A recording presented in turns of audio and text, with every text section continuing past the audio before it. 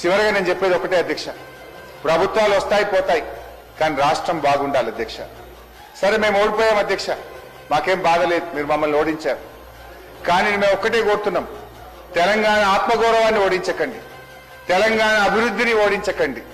అధ్యక్ష, చరిత్ర ఎప్పుడూ నిర్మాణాన్ని గుర్తుపెట్టుకుంటుంది, గౌరవిస్తుంది, విధ్వంసాన్ని క్షమించదు, ఖచ్చితంగా శిక్షిస్తుంది.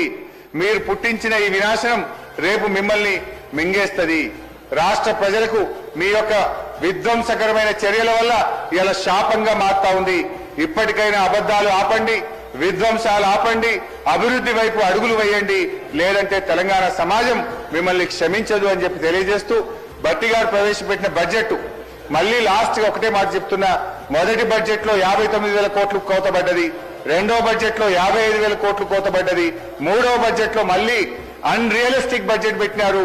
50,000 కోట్లు వాస్తవ అంచనాల కంటే ఎక్కువ బడ్జెట్ పెట్టి మీరు ఎవరికి కోత పెడతారు?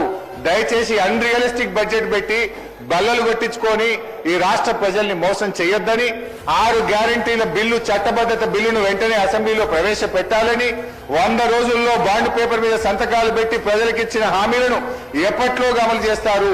వృద్ధులకు 4,000 పెన్షన్ ఎప్పట్లోకి ఇస్తారు? మహిళలకు 2,500 ఎప్పట్లోకి ఇస్తారు?